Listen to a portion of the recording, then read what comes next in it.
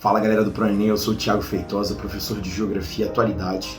Estamos aqui hoje para fazer mais um vídeo para trazer para você algum entendimento sobre o que tem acontecido no mundo. E hoje a gente vai falar sobre os conflitos entre israelenses e palestinos. Não se esqueça de já deixar aqui o seu like, né pessoal? Se inscrever no nosso canal, né? Participar lá das nossas redes sociais, tem muita informação legal que o ProEnem está sempre trazendo para vocês, ok? Deixa aqui embaixo seu comentário de vídeos que você deseja, de sugestões. A gente está aqui para fazer um ProEnem melhor para você cada vez mais.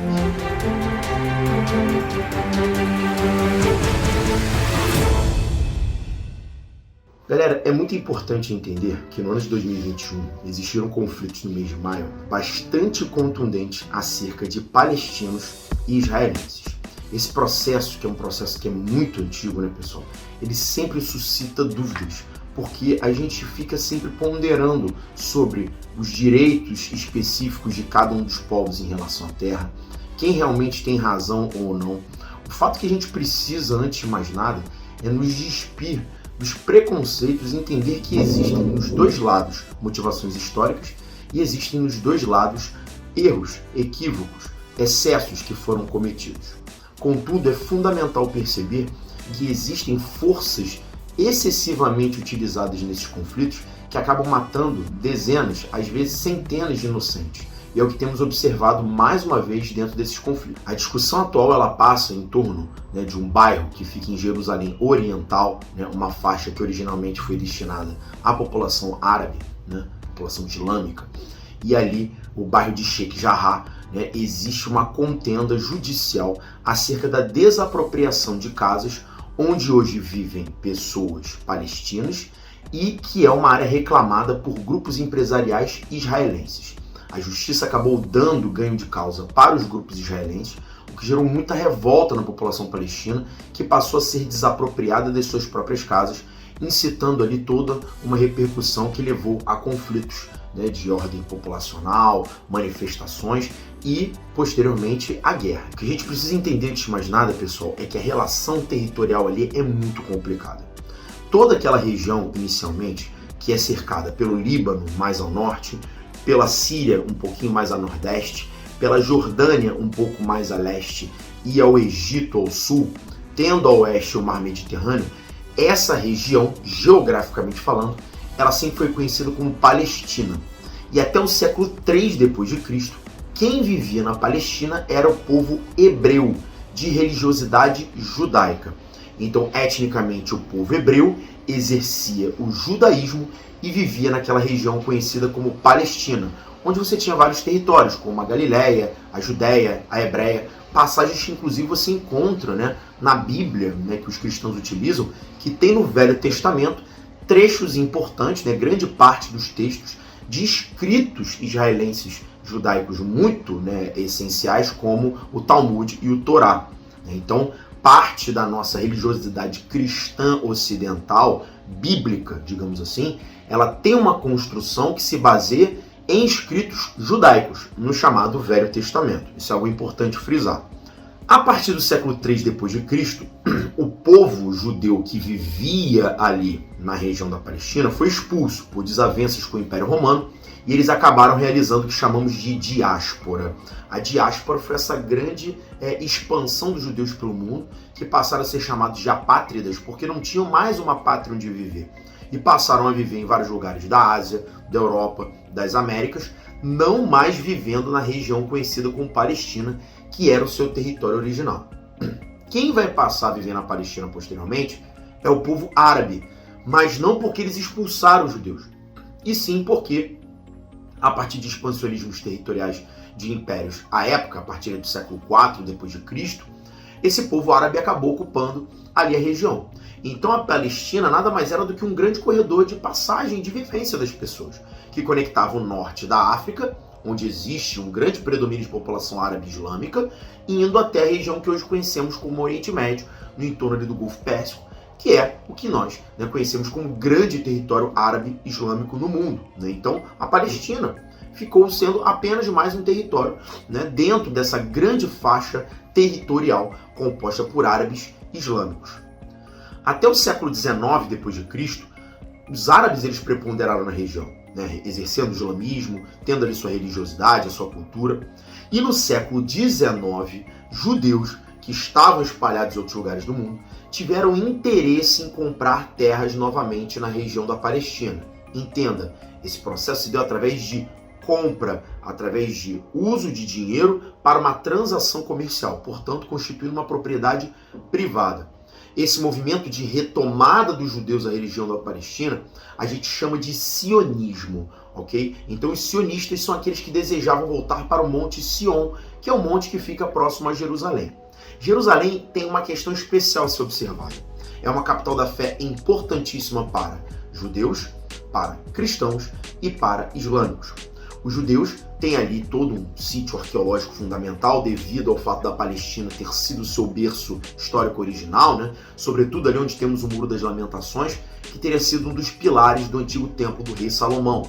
Para os cristãos, notoriamente, né, muitas passagens bíblicas se dão por Jerusalém, inclusive, né, o Santo Sepulcro, né, passagens, né, de Jesus, são importantes para os cristãos, que têm um vínculo histórico muito forte com o próprio povo judeu. E para os islâmicos também é muito importante a cidade de Jerusalém, tendo ali o terceiro sítio arqueológico mais importante para os islâmicos, que é chamado Monte do Templo, ou Mesquita Al-Aqsa, onde supostamente Maomé teria ascendido aos céus. Então ali existe uma importância vital historicamente para esses três grandes grupos religiosos, o que gera uma contenda muito importante em nível internacional. Mas entendam, quando o sionismo começa a acontecer no século XIX, ainda não havia sido refundado o Estado de Israel. Israel ainda não existia na concepção de Estado. Isso só vai acontecer após a Segunda Guerra Mundial, com o Holocausto, onde judeus vão ser realocados na Palestina por uma determinação da ONU, que define o território palestino como sendo de metade judaica, né, dos hebreus judeus, né, e a outra metade dos árabes islâmicos. Okay? Isso por si só já era um problema, porque, primeiramente, a população árabe islâmica na região era muito maior. Você tinha cerca de 1,7 milhão de árabes islâmicos contra cerca de 600 mil judeus. Um outro problema é que já existiam terrenos dentro da Palestina que tinham sido comprados por sionistas, ou seja, territórios tecnicamente privados, que não poderiam ser, né, digamos, mexidos por determinações da ONU. Então, o que acabou acontecendo? Esses territórios sionistas se mantiveram imaculados, o restante das terras foi ser dividido e os judeus acabaram ficando com mais território do que os árabes. Por quê? Porque tinham metade das terras divididas pela ONU e, somadamente, a questão do território sionista que já existia ali anteriormente. Então Israel já começa a ter uma certa vantagem nesse sentido, o que vai levar a muitas guerras territoriais. A Guerra de 48, né, que é chamada Guerra de Independência, a Guerra de 56, que é a Guerra do Canal de Suez, e as mais importantes, as guerras de 1967, Guerra dos 6 Dias, e Guerra de 1973, que é a Guerra do Yom Kippur. Na Guerra dos 6 Dias, Jerusalém, que tinha sido definida pela ONU como território internacional, como corpus separatum, um território independente, para manter essa sua idoneidade, né, a sua independência para os povos que dependiam dela como capital cultural, Jerusalém vai ser anexada por Israel. Isso é considerado pelo povo palestino como uma ofensa grave, não só para os palestinos, mas para todos os países árabes e islâmicos, porque, de certa forma, Israel está anexando o território sagrado para todo este povo. E isso começa a comprar uma ideia, né, de muito rancor do povo árabe islâmico do mundo para com Israel e com o Ocidente, que sempre patrocinou e ajudou muito militarmente, economicamente, estruturalmente Israel. O que vemos recentemente, pessoal, é um extravasamento desse cenário, né? Onde nós temos, né, dentro da região conhecida como Palestina, o território israelense, e hoje duas faixas territoriais onde os palestinos, que é a denominação que você dá a esse povo árabe islâmico que ali vive, né, que seriam a Cisjordânia e a faixa de Gaza. Na Cisjordânia, apesar de já ter existido um passado mais conflituoso, né, entre os habitantes da localidade com Israel, hoje existe a presença da Autoridade Nacional Palestina, que já negocia com Israel de forma um pouco mais harmônica, apesar desta região também ter apresentado manifestações agora em maio, e isso ter repercutido, né, também em algumas mortes, em alguns casos de violência. Mas é no sul, na região da faixa de Gaza, onde existe o grupo ultra-radical conhecido como Hamas, que hoje é um partido político que governa a faixa de Gaza, é ali que as tensões com Israel se dão de forma mais contundente, né? Diante dessa instabilidade ali de Sheikh Jarrah e dessa possível expulsão dos palestinos das suas casas, o grupo Hamas assumiu a responsabilidade de confrontar Israel, deu ali anúncios de que iria atacar e atacou. O problema é que o Hamas ele tem uma força militar muito ínfima diante da israelense. E os estragos que o Hamas produziu com seus ataques foram ínfimos, já que Israel conta com uma grande rede tecnológica antimísseis que os protegeu da maioria dos ataques, porém existindo sim mortes de israelenses dentro do seu território. Contudo, as mortes hoje que já passam de mais de 300, elas foram muito mais presentes no território da faixa de Gaza e nos territórios palestinos de uma forma geral, mostrando ali o poder desmedido que Israel manifesta nesse confronto, né? É necessária uma postura internacional que possa de fato negociar essas questões e trazer ali uma luz de entendimento entre esses grupos, que parecem por conta própria não conseguir mais negociar depois de tantos episódios de violência e desentendimentos.